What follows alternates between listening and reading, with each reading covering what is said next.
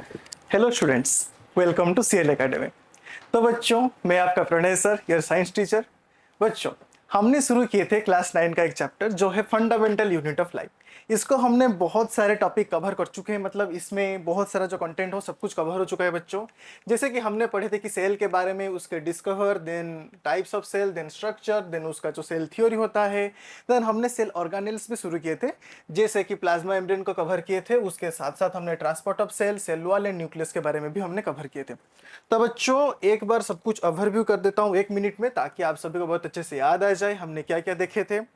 हमने यहाँ पे कल कवर किए थे बच्चों, मैंने आपको कल पढ़ाया था स्ट्रक्चर ऑफ न्यूक्लियस, एंड आपको एक इंपॉर्टेंट क्वेश्चन भी डिस्कस किया था आपके साथ कि ये जो सेल वॉल होता है ये प्लांट सेल में क्यों प्रेजेंट होता है एंड एनिमल सेल में क्यों नहीं होता। इसको आई होप आप सभी ने बहुत अच्छे से समझ गए होंगे, एंड इसको प्रॉपर नोट भी बना के रखना बच्चों। देन हमने न्यूक्लियस के बारे में देखे थे बच्चों। अकॉर्डिंग टू न्यूक्लियस कितने टाइप्स ऑफ सेल भी होते हैं हमने देखे थे, जैसे कि prokaryotic cell and eukaryotic cell. Then हमने बच्चों कवर किए थे, उसके साथ साथ मैंने आपको एक प्रोकैरियोटिक सेल का डायग्राम भी दिखाया था, एंड उसके साथ बोला था इसमें एक सेल ऑर्गेनेल होता है जो होता है राइबोसोम, एंड प्रोकैरियोटिक सेल में सेल ऑर्गेनेल्स एक्चुअल में एब्सेंट होते हैं। उसके साथ साथ यहाँ पे एक एक्चुअल न्यूक्लियर मेम्ब्रेन नहीं होता, एंड उसको हम क्या बोलते हैं बच्चों, न्यूक्लियोइड बोलते हैं। इसको भी मैंने कल बोला था कि ये जो डीएनए सेगमेंट ऐसे होते हैं ना, मतलब एक बोला था कल की टर्म की क्रोमाटिन एंड क्रोमोसोम, जो बच्चों इवनली मतलब बहुत जगह पे ऐसे नॉर्मली डिस्ट्रीब्यूटेड होते हैं, उनको हम क्या बोलते हैं, थ्रेड लाइक स्ट्रक्चर को chromatin. Then after cell division जब वो पेयरिंग कर लेते हैं उनको हम क्या बोलते हैं, क्रोमोसोम। तो ये जो क्रोमाटिन होता है बच्चों, ये यहाँ पे एक प्रॉपर न्यूक्लियस एब्सेंट होता है। सो इसीलिए जो डीएनए यहाँ पे ऐसे बिखरा हुआ पड़ते हैं उनको हम क्या बोलते हैं बच्चों, न्यूक्लियोइड बोलते हैं। क्या बोलते हैं, न्यूक्लियोइड। इतना हमने बहुत अच्छे से कवर किया था, जो कि मैंने यहाँ पे लिखा था एक इंपॉर्टेंट शॉर्ट क्वेश्चन। ओके, तो बच्चों आज का टॉपिक जो है ना बहुत इंटरेस्टिंग होने वाला है। ठीक है, आज हम पढ़ेंगे किसके बारे में। पहले तो मैं आपको एक इंपॉर्टेंट शॉर्ट नोट लिख के दे रहा हूं, देन उसके बाद हम शुरू करेंगे हमारा टॉपिक। आज का जो इंपॉर्टेंट शॉर्ट नोट है बच्चों, वो है difference between prokaryotic cell and eukaryotic cell. समझ में आ रहा है। तो बच्चों पहले जो डिफरेंस है, पहले हेडिंग दे रहा हूं,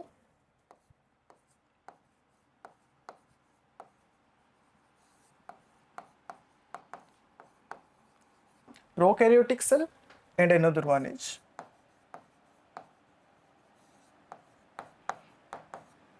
यूकैरियोटिक सेल। तो बच्चों आप सब अब मुझे बोलेंगे कि सर जी आपने तो कल बोले थे कि जो न्यूक्लियस होता है ना वो सारे ऑर्गेनिज्म में प्रेजेंट नहीं होता। क्यों? क्योंकि भगवान ने हमारे साथ एक पार्शलिटी किया है, जैसे कि कुछ को दे दिए और हमको नहीं दिए। क्यों नहीं दिए? मैंने तो आपको सब कुछ बोला था। तो बच्चों ये जो पार्शलिटी है ना, ये कुछ पार्शलिटी नहीं है। यहाँ पे जो प्रोकैरियोटिक ऑर्गेनिज्म होते हैं, मैंने कल बोला था प्रो मींस प्रिमिटिव, और जो गेम खेलते हो वहां पे नू प्रो वाला कॉन्सेप्ट नहीं होता। यहाँ पे प्रो का मतलब होता है प्रिमिटिव न्यूक्लियस, मतलब जिनके पास में प्रिमिटिव न्यूक्लियस होता है और न्यूक्लियस एब्सेंट होता है, उनको हम क्या बोलते हैं, प्रोकैरियोटिक ऑर्गेनिज्म। एंड यूकैरियोटिक मतलब इसका उल्टा, जिनके पास न्यूक्लियस प्रेजेंट होता है। एंड मैंने कल आपको एक कॉन्सेप्ट बोला था कि ये जो कैरियन होता है, ये कैरियन भाई साहब जहां भी आएंगे आपको समझ लेना किसका बात हो रहा है, न्यूक्लियस का बात हो रहा है। समझ में आ रहा है बच्चों। ये जो कैरियन होता है, कैरियन भाई का मतलब किसको डिनोट करते हैं, न्यूक्लियस को। तो पहला पॉइंट है, ये जो प्रोकैरियोटिक सेल होता है साइज में स्मॉल होता है। साइज में तो स्मॉल है, लेकिन कितना है, इनका साइज होता है बच्चों 1 to 10 माइक्रोमीटर। तो पहला पॉइंट है इसमें क्या, स्मॉल साइज। क्या है बच्चों,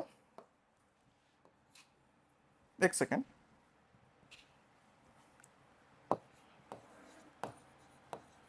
स्मॉल साइज।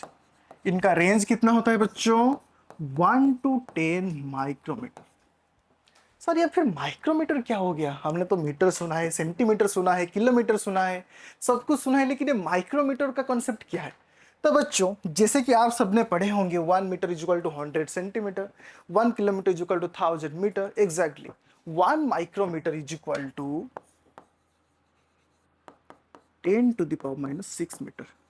ये होता है इसका यूनिट, जो माइक्रोमीटर होता है ना, इसको सिंप्लीफाई हमने किया है। ठीक है, जैसे कि इसके केस में स्मॉल है, तो यूकैरियोटिक के सेल में क्या होगा बच्चों, लार्ज होगा। जैसे कि यहाँ पे क्या होगा बच्चों, लार्जर। इसका साइज कितना होगा बच्चों, 10 to 100 माइक्रोमीटर। समझ में आ रहा है। इनका साइज है बच्चों, स्मॉल साइज होता है, ये होते हैं 1 to 10 micrometre, and in case of eukaryotic cell इनका साइज लार्जर होता है, एंड ये कितना होते हैं साइज में, 10 to 100 माइक्रोमीटर। देन बच्चों मैंने बोला था इनके पास एक चीज नहीं होता, आपके पास तो बहुत सारे दुख दर्द पीड़ा वाला कहानी हमको सुनाए थे सर, ये दुख दर्द काहे खत्म नहीं होता। आपका दुख दर्द छोड़ो, इनका दुख दर्द देखो बच्चों, इनके पास न्यूक्लियस नहीं है। आप बोले हैं वो मेरे को मैसेज नहीं कर रहा, वो कंसेप्ट बाद में, ठीक है। तो बच्चों हम पहले देखेंगे कि क्या होता है, इनके पास ट्रू न्यूक्लियस नहीं होता, मतलब ट्रू न्यूक्लियस इज एब्सेंट। क्या होता है बच्चों, ट्रू न्यूक्लियस इज एब्सेंट। इसलिए मैंने बोला था आपको कि जो डीएनए सेगमेंट होते हैं नॉर्मली सेल के अंदर डिस्ट्रीब्यूटेड होते हैं, इनको क्या बोला जाता है बच्चों, न्यूक्लियोइड। कल मैंने बोला था ना शॉर्ट नोट, ठीक है। देन हम देखेंगे बच्चों इनके पास क्या होता है, इनके पास ट्रू न्यूक्लियस प्रेजेंस होता है, इसलिए इनको क्या बोला जाता है, यूकैरियोटिक ऑर्गेनिज्म। ओके, लेकिन इनके पास क्या होता है, इनके पास ट्रू न्यूक्लियस प्रेजेंट होते हैं। तो क्या लिखेंगे बच्चों, ट्रू न्यूक्लियस इज प्रेजेंट। समझ में आ रहा है कॉन्सेप्ट आपको सब, मतलब अच्छे से। जैसे कि मैंने बोला प्रोकैरियोटिक क्या होते हैं, स्मॉल साइज होते हैं, साइज होता है 1 to 10 माइक्रोमीटर। 1 माइक्रोमीटर सिंपली ये एक इंपॉर्टेंट शॉर्ट नोट है, इसको अच्छे से बोर्ड मतलब नोट करना कॉपी में कि 1 माइक्रोमीटर कितना होता है, 10⁻⁻⁶मीटर। इसका फर्दर कन्वर्सन आप फिजिक्स क्लास में पढ़ेंगे। देन इसका जो यूकैरियोटिक सेल होता है ये लार्जर साइज होता है, एंड कितना तक वेरी करता है, 10 to 100 माइक्रोमीटर तक वेरी करता है। देन हम सेकेंडली देखें कि जैसे कि प्रोकैरियोटिक है तो मतलब इनके पास दुख दर्द वाला कहानी, न्यूक्लियस नहीं होता, लेकिन इनके पास क्या होता है, भाई तुम लोग तो जाओ, हमारे पास तो है सब कुछ, न्यूक्लियस प्रेजेंट होता है इनके पास। देन हम देखेंगे बच्चों जिनके इनके पास क्या होता है, membrane bound organelles like mitochondria, lysosome, Golgi apparatus। ये इनके केस में क्या होता है बच्चों, ये भी एब्सेंट है, इनके पास दुख ही दुख। तो बच्चों नेक्स्ट पॉइंट में हमने देखे क्या, इनके पास मेम्ब्रेन बाउंड ऑर्गेनेल्स क्या होते हैं, एब्सेंट होते हैं, नो मेम्ब्रेन बाउंड ऑर्गेनेल्स, और यहां पे लिख सकते हैं membrane bound organelles are absent. लेकिन इनके केस में क्या होता है, membrane bound organelles are present. क्या लिखना बच्चों, यहां पे membrane bound organelles are present. Membrane bound organelle क्या होता है सर, जैसे कि हमारे बॉडी में ऑर्गेनेल्स होते हैं, जैसे कि हार्ट होता है, किडनी होता है। आप सब सोच रहे हैं ना किडनी बेच के मेरे को आईफोन लेना है सर जी, आईफोन लेना है। जैसे कि हमारे बॉडी में ऑर्गेनेल्स होता है, एग्जैक्टली सेल के बॉडी में भी कुछ ऑर्गेनेल्स होते हैं, जैसे कि माइटोकॉन्ड्रिया हो, राइबोसोम हो। इसको मैं यहाँ पे नोट करके लिख रहा हूँ बच्चों ब्रैकेट में। जैसे कि ये जो, एक सेकेंड, जैसे कि ये जो ऑर्गेनेल्स होते हैं, मेम्ब्रेन बाउंड ऑर्गेनेल्स क्या क्या होते हैं मैं यहाँ पे लिख रहा हूँ, मेरे साथ नोट करते जाना बच्चों। ये होता है लाइक क्या क्या, माइटोकॉन्ड्रिया,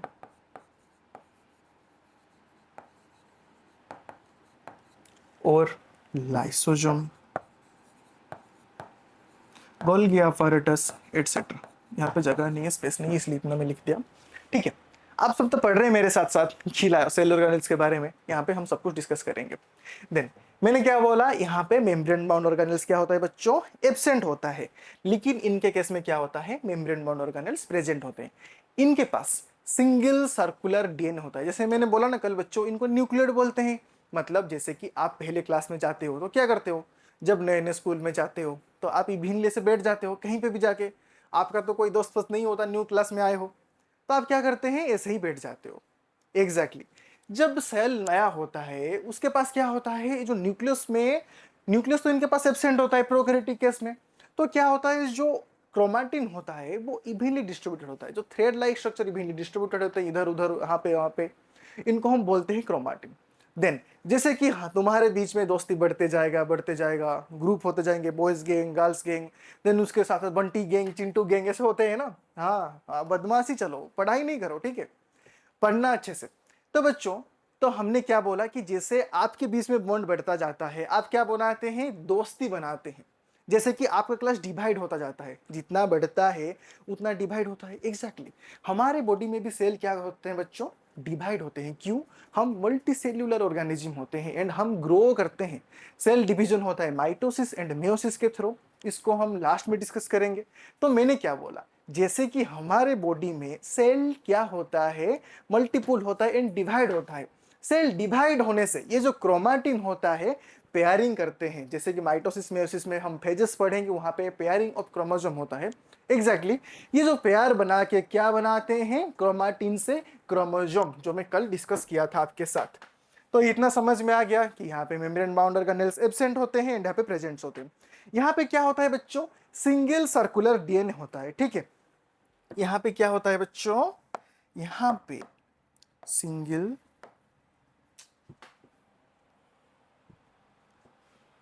एक सेकेंड,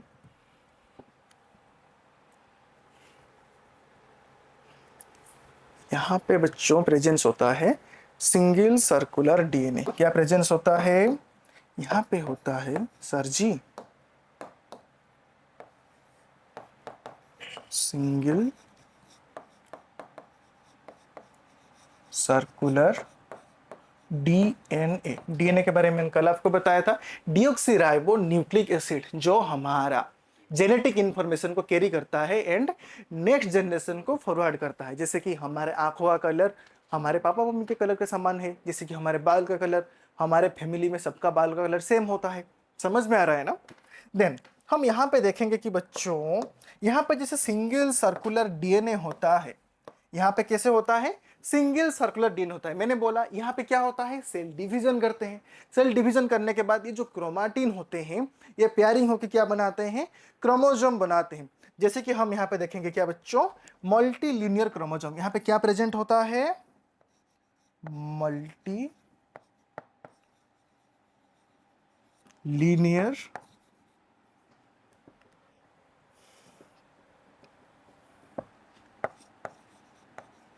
मल्टीलिनियर क्रोमोसोम यहाँ पे प्रेजेंट होते हैं। समझ में आ रहा है बात, सिंपल डिफरेंस है बच्चों। एंड इसमें एग्जाम्पल होता है, लास्ट में एग्जाम्पल लिख लेंगे। यहाँ पे एग्जाम्पल होगा बच्चों जैसे कि बैक्टीरिया,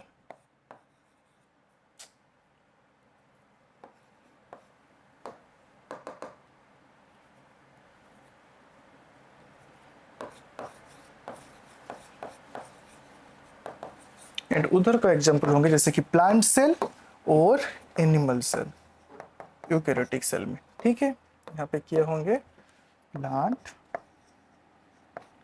एंड एनिमल सेल। समझ में आ रहा है। हमने कल डिस्कस भी किया था प्रोकैरियोटिक सेल में ये जो बैक्टीरियल सेल होता है, इसका स्ट्रक्चर भी मैंने आपके साथ डिस्कस किया है। जैसे कि यहाँ पे न्यूक्लियस मेम्ब्रेन, मतलब एक्चुअल न्यूक्लियर मेम्ब्रेन नहीं होता, एंड जो डीएनए प्रेजेंट होता है उसको हम क्या बोलते हैं, न्यूक्लियोइड बोलते हैं। उसके साथ साथ इसके अंदर एक ही ऑर्गेनेल होता है, जैसे कि बोलते हैं राइबोसोम, यहाँ पे प्रेजेंस होता है। एंड इसका मूवमेंट के लिए क्या प्रेजेंस होता है बच्चों, फ्लैजेला। मैंने आपको इतना भी बोला था कि बैक्टीरिया के पास क्या होता है, सेल वॉल होता है। एंड ये भी बोला था कि ये सेल वॉल किससे कंपोज होता है, जैसे कि प्लांट के केस में सेल्यूलोज से कंपोज होता है। एग्जैक्टली बैक्टीरिया के पास जो सेल वॉल होता है किससे कंपोज होता है बच्चों, हाँ हाँ हाँ, बोलो बोलो बोलो, किससे, पढ़ाई लिखाई नहीं हो रहा, ग्लाइकोप्रोटीन, किससे, ग्लाइकोप्रोटीन से, ठीक है। एंड हाँ, और एक भी बताया था कि फंगी के पास जो होता है सेल वॉल प्रेजेंट होता है, वो किससे कंपोज होता है, उसको कमेंट सेक्शन में आंसर लिखना, ठीक है। तो हमने इतना डिस्कस कर लिए कि sir ji prokaryotic and eukaryotic cell के बारे में भी हमने डिस्कस किया। तो आज का टॉपिक शुरू होने वाला है यहीं से, मतलब राइबोसोम से बच्चों। तो बच्चों, आप सभी को पता होगा राइबोसोम क्या है, पढ़े या फिर नहीं पढ़े। सर जी राइबोसोम फिर क्या है, या फिर कौन सा चीज आ गया। हमने बंटी का नाम सुना था, चिंटू का नाम सुना था, हमारे क्लास में जितना बदमाश होते हैं सबका नाम सुना है, लेकिन ये राइबोसोम क्या है। ये सोनू मोनू चिंटू वाला नाम जैसे आपके क्लास में प्रेजेंट्स होते हैं ना, एग्जैक्टली सेल के अंदर भी बहुत सारे ऑर्गेनेल्स प्रेजेंट्स होते हैं जिनका नाम होता है। जैसे कि सबका कैरेक्टर डिफरेंट होता है, सबका काम अलग होता है। चिंटू का काम होता है क्लास में मारा पिटा करना, मतलब जैसे कि कोई आएगा तो ठोक देना उसको। लेकिन सोनू क्या करता है, अच्छे से नोट बनाता है, सबको नोट प्रोवाइड करता है ना। एग्जैक्टली सेल के अंदर भी सबका काम कुछ कुछ डिफरेंट होता है। आप अपनी लाइफ से अगर रिलेटेड करेंगे बच्चों, तो बायोलॉजी को रटना नहीं पड़ेगा। बायोलॉजी को अगर अच्छे से समझ जाएंगे तो क्यों रटना। तो बच्चों हम जैसे देखें कि राइबोसोम, राइबोसोम को सिंपल क्या बोला जाता है बच्चों, protein factory of the cell. क्या बोला जाता है राइबोसोम को, लिख रहा हूं यहां पे बच्चों, प्रोटीन। ये क्या करता है, प्रोटीन सिंथेसिस करता है। इसका काम सिंपल क्या होता है बच्चों, राइबोसोम क्या करता है, मेरे साथ रिपीट करो, राइबोसोम प्रोटीन सिंथेसिस करता है। कैसे करता है अभी दिखाएंगे, ठीक है। तो बच्चों पहले देखने के बाद कैसे करता है उसके बारे में थोड़ा पढ़ लेते हैं कि राइबोसोम होता है ना, are the smallest organelles in the cell serving is the primary site of protein synthesis. मैंने अभी बोला राइबोसोम क्या करता है, प्रोटीन सिंथेसिस करता है। क्या करता है राइबोसोम, प्रोटीन सिंथेसिस, इतना समझ लो। फिर genetic instruction are translated into functional proteins. Okay, इसका लोकेशन एंड स्ट्रक्चर कैसा होता है बच्चों, ये देखो, found either attach to the rough endoplasmic reticulum or floating freely in the cytoplasm composed of the RNA proteins. यहाँ पे फिर एक नया कंसेप्ट आ गया, सर ये रॉफ एंडोप्लाज्मिक रेटिकुलम क्या है बच्चों। जैसे कि क्लास में बहुत सारे बच्चे होते हैं, उनमें से कुछ बदमाश बच्चे होते हैं, बहुत अच्छे बच्चे होते हैं। जो बदमाश होते हैं क्या करते हैं, वो मतलब कुटाई करते हैं, लेकिन जो अच्छे बच्चे होते हैं वो पढ़ाई करते हैं। आप किन में से मुझे नहीं पता, लेकिन आप मुझसे पढ़ रहे हैं तो सोच रहा हूँ अच्छे बच्चे होंगे, पढ़ रहे होंगे। बदमाशी करो नहीं पता, पढ़ना भी है उसके साथ साथ। तो बच्चों अभी देखेंगे according to ribosome, according to the ribosome मतलब प्रेजेंस और एब्सेंस ऑफ राइबोसोम ये क्या होता है। मतलब हम देखेंगे अभी, एक सेकेंड आपको पहले डायग्राम दिखाता हूँ, देन आता हूँ नोट के पास। जैसे कि हमने बोला कि एक सेल का ऑर्गेनेल होता है एंडोप्लाज्मिक रेटिकुलम। क्या होता है बच्चों, एंडोप्लाज्मिक रेटिकुलम। ये क्या होता है बच्चों, अभी हम जैसे पढ़ के आए कि राइबोसोम क्या करता है, प्रोटीन सिंथेसाइज करता है। किसके अंदर बच्चों, वो कहाँ पे प्रेजेंट होता है पता है, ये एंडोप्लाज्मिक रेटिकुलम में प्रेजेंट होता है। एंडोप्लाज्मिक रेटिकुलम सेल का एक ऐसा ऑर्गेनेल है जिसके पास राइबोसोम होता है। जैसे कि मतलब कुछ कुछ पार्ट में एंडोप्लाज्मिक रेटिकुलम में राइबोसोम प्रेजेंट होते हैं एंड कुछ कुछ पार्ट में राइबोसोम एब्सेंट होते हैं। उनको हम क्या बोलते हैं बच्चों, जहां पे राइबोसोम प्रेजेंट होता है उनको हम बोलते हैं रोफ एंडोप्लाज्मिक रेटिकुलम। एंड जहां पे राइबोसोम प्रेजेंट नहीं होता उनको हम क्या बोलते हैं बच्चों, स्मूथ एंडोप्लाज्मिक रेटिकुलम। तो बच्चों तो मैंने बोला कि सर क्या जी, सर जी हमने पढ़े कि जैसे कि राइबोसोम होता है ना, वो राइबोसोम को प्रेजेंस एंड एब्सेंस के रिगार्डिंग कितना होता है, एंडोप्लाज्मिक रेटिकुलम टू टाइप्स होता है। जैसे कि सोचो आप, मेरे पास एक प्लेन पेपर है यहाँ पे, जैसे कि मैं अभी दिखा रहा हूँ बच्चों, ये एक प्लेन सरफेस है, ठीक है। तो बच्चों अगर प्लेन सरफेस में आप ऐसे स्क्रैच करेंगे कुछ फील होगा क्या, नहीं होगा। एग्जैक्टली ये जो एंडोप्लाज्मिक रेटिकुलम होता है ना, उसके सरफेस में अगर राइबोसोम प्रेजेंस होते हैं, अगर सोचो आप कहीं मतलब रोड पे ऐसे हाथ को घिसोगे तो कैसा फील होगा, रफ रफ फील होगा। क्यों, क्योंकि वहीं पे डस्ट होते हैं, सैंड होते हैं, स्टोन होते हैं, इसीलिए। एग्जैक्टली ये जो एंडोप्लाज्मिक रेटिकुलम होता है ना, इसके सरफेस में अगर राइबोसोम प्रेजेंस होंगे तो कैसा फील होंगे बच्चों, रफ। इसीलिए तो बच्चों इसी कंसेप्ट से याद रखो, जहां पे राइबोसोम प्रेजेंट होंगे, सर जी जहां पे राइबोसोम प्रेजेंट होंगे उसको हम क्या बोलेंगे, रोफ एंडोप्लाज्मिक रेटिकुलम। समझ में आ रहा है मैं क्या बोला, जहां पे राइबोसोम प्रेजेंट होंगे उसको बोलेंगे, yes, Rouf endoplasmic reticulum. And जहां पे कुछ नहीं होगा, जहां पे कुछ भी नहीं होगा कैसा होगा, स्मूथ। एग्जैक्टली यहां पे राइबोसोम अगर नहीं होगा तो इसको क्या बोलेंगे, smooth endoplasmic reticulum. That is the simple difference. मैंने क्या बोला बच्चों, मैंने बोला आपको कि कितने टाइप से होते हैं, टू टाइप्स के एंडोप्लाज्मिक रेटिकुलम होते हैं। हम देखेंगे अभी क्या, एंडोप्लाज्मिक रेटिकुलम के बारे में।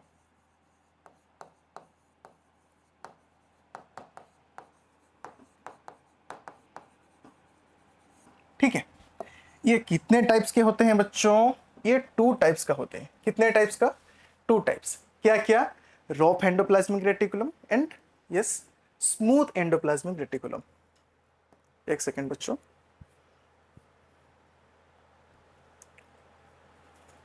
ओके हमने यहां पे लिखे थे कि एंडोप्लाज्मिक रेटिकुलम,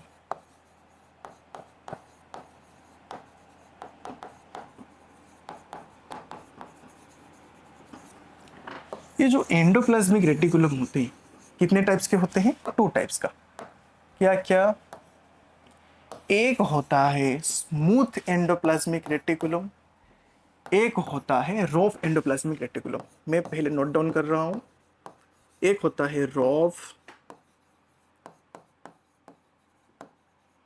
एंडोप्लाज्मिक रेटिकुलम, एक होता है स्मूथ एंडोप्लाज्मिक रेटिकुलम।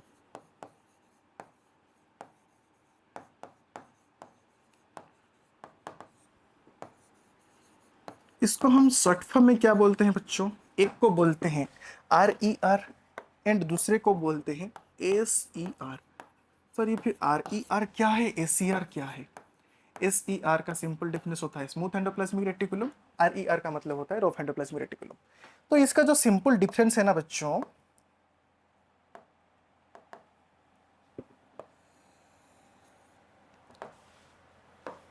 ठीक है, इसमें क्या होता है बच्चों, इसको रफ एंडोप्लाज्मिक रेटिकुलम इसलिए बोला जाता है क्यों? Yes, presence of ribosome. क्या होता है बच्चों? Presence of ribosome. मैंने बोला था राइबोसोम क्या करता है? प्रोटीन सिंथेसाइज करता है, इसीलिए रोप एंडोप्लाज्मिक रेटिकुलम में क्या होता है बच्चों? यस, प्रोटीन सिंथेसाइज होगा। यहां पे क्या होता है बच्चों? Absence of ribosome. एक सेकंड बच्चों, सॉरी फॉर द ग्लिच।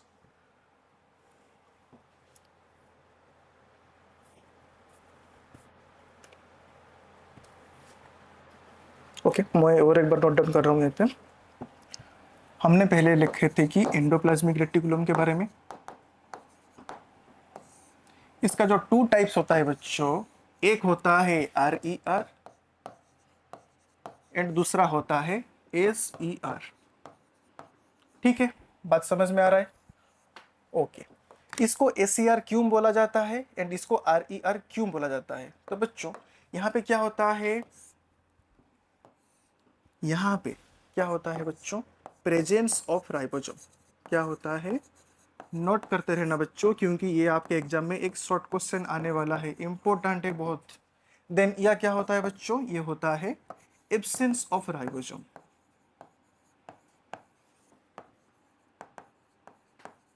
तो बच्चों हमने जैसे डिस्कस किए थे कि राइबोसोम प्रोटीन सिंथेसिस करता है एंड इसको क्या बोला जाता है?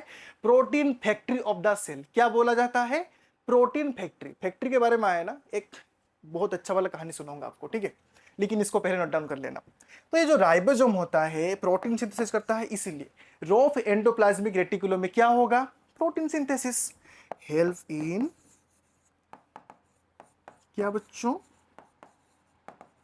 Protein synthesis and smooth endoplasmic reticulum, इसमें राइबोसोम एब्सेंस होता है, इसलिए यहां पे प्रोटीन सिंथेसिस नहीं हो सकता। इसमें क्या होगा? सिंपल, इसमें याद रखना ये एक सेल का ऑर्गेनेल है, मतलब सेल ऑर्गेनेल का एक पार्ट है जहां पे लिपिड सिंथेसाइज होता है। क्या होता है? Lipid synthesise. शॉर्ट फॉर्म में लिख रहा हूं, लिपिड सिंथेसिस। समझ में आ रहा है? यहां पे एक शॉर्ट क्वेश्चन आ सकता है, the part of cell organelle where lipid synthesis occur is smooth endoplasmic reticulum. समझ में आ गया? इसको स्मूथ क्यों बोलते हैं? क्योंकि इसके सरफेस में कुछ भी नहीं होता, सिंपल। और ये क्या करता है? लिपिड सिंथेसिस करता है। इसको रफ क्यों बोलते हैं? क्योंकि उसके सरफेस में कुछ प्रेजेंस होता है। क्या प्रेजेंट होता है? राइबोसोम प्रेजेंट होता है, इसलिए इसको हम क्या बोलते हैं? Rough endoplasmic reticulum. क्या हेल्प करता है बच्चों? प्रोटीन सिंथेसिस में हेल्प करता है। ये इसका सिंपल डिफरेंस होता है एंड इसका जो मेजर डिफरेंस है हम कल क्लास में डिस्कस करेंगे। तो आज का क्लास जो है ना, इसका कॉन्सेप्ट के बारे में है, ठीक है।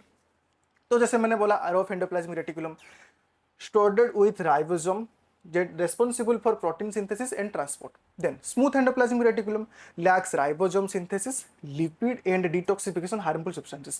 ये क्या हुआ है बच्चों, इसको हम कल के क्लास में डिस्कस करेंगे। उससे पहले मैं आपको एक कहानी सुनाऊंगा, अच्छा वाला कहानी, ठीक है। आज आपका मन हुआ क्या? गाजर का हलवा खाने का। तो आप क्या करेंगे? पहले मम्मी के पास जाएंगे, मम्मी मेरे को ना गाजर का हलवा खाने का मन हो रहा है। तो मम्मी क्या करेंगे? माँ का तो लाडले है आप, तो माँ ने तो सडनली क्या करेंगे? अरे रे रे, मेरे बेटे को आज ना गाजर का हलवा खाने का मन हो रहा है, चलो गाजर का हलवा बनाते हैं।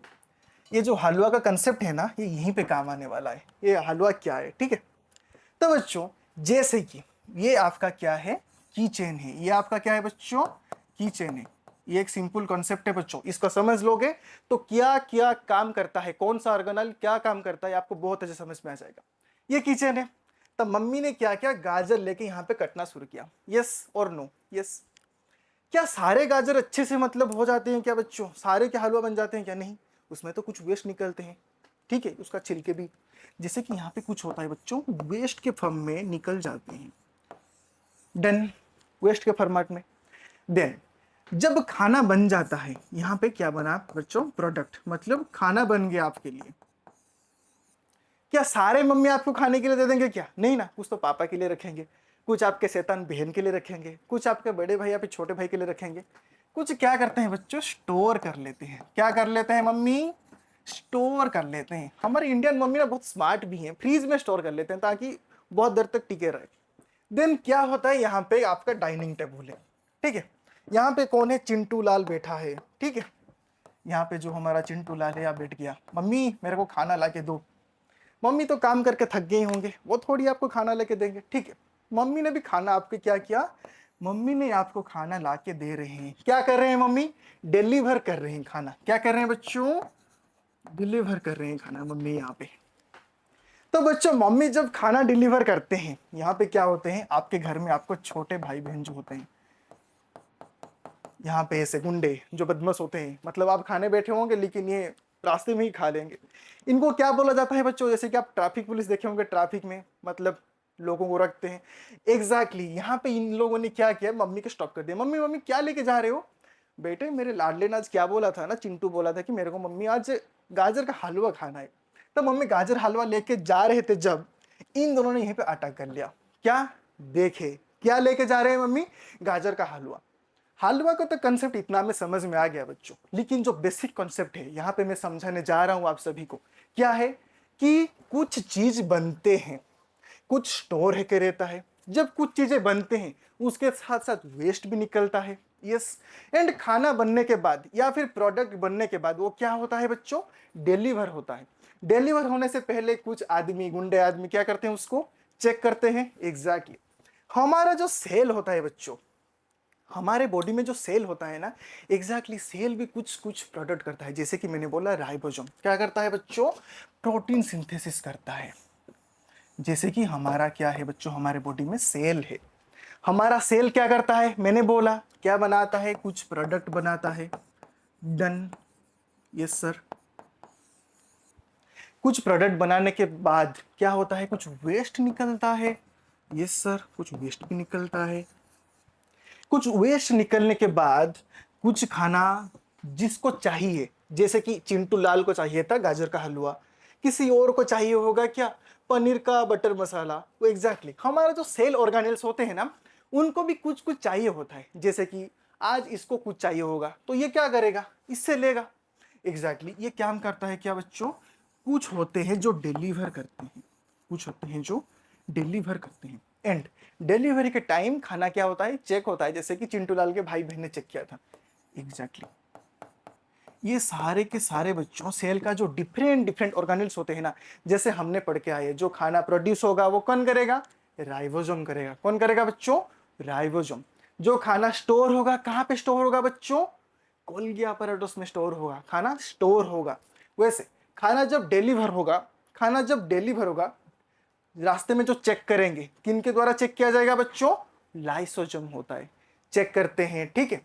देन यहाँ पे जिसको ऑर्गेनेल्स को चाहिए खाना पहुंचते हैं। एंड सॉरी, लाइसोसोम ने जो वेस्ट मटेरियल होते हैं इसको कौन, मतलब जैसे कि वेस्ट को क्या होता है बच्चों, बाहर फेंक देते हैं। एग्जैक्टली जो वेस्ट होता है, वेस्ट को कौन डिस्ट्रॉय करेंगे, लाइसोसोम होते हैं, ठीक है, इसीलिए उनको सुसाइडल बैग बोला जाता है। तो बच्चों आज के लिए ये कंसेप्ट इतना तक रखा जाता है, इस स्टोरी को अच्छे से रिलेट करना। कल हम पढ़ेंगे कौन सा ऑर्गेनेल क्या काम करते हैं, कौन डिलीवर करता है, कौन प्रोड्यूस करता है, कौन वेस्ट मटेरियल को डिग्रेड करता है, एंड कौन स्टोर करके रखता है, जैसे कि यहाँ पे लिख रहा है मैंने। तो कल टोटल इस सब के बारे में हम डिस्कस करेंगे कि कौन सा ऑर्गेनेल क्या क्या काम करते हैं। तो तब तक के लिए आप सभी को बहुत बहुत धन्यवाद, क्योंकि आप हम सभी से जुड़ रहे हैं बच्चों, हम अच्छे से, हम सब मिलकर अच्छे से पढ़ रहे हैं। आई होप आप सभी को बहुत अच्छे से समझ में आ रहा होगा कंसेप्ट। तो बच्चों अगर कुछ डाउट है तो आप सभी कमेंट सेक्शन में लिख सकते हैं, हमारा टीम आपको रिप्लाई करने के लिए ट्राई करेंगे। एंड उसके साथ साथ जो कंसेप्ट थोड़ा लार्ज होंगे मैं नेक्स्ट क्लास में आप सभी को बहुत अच्छे से समझाऊंगा, ठीक है। तब तक के लिए हमारे साथ जुड़ते रहिए, पढ़ते रहिए एंड आगे बढ़ते रहिए। अगर वीडियो को अच्छा लगा तो लाइक कर लेना और चैनल को सब्सक्राइब कर लेना। तब तक के लिए मैं रहता हूँ बच्चों, थैंक यू सो मच।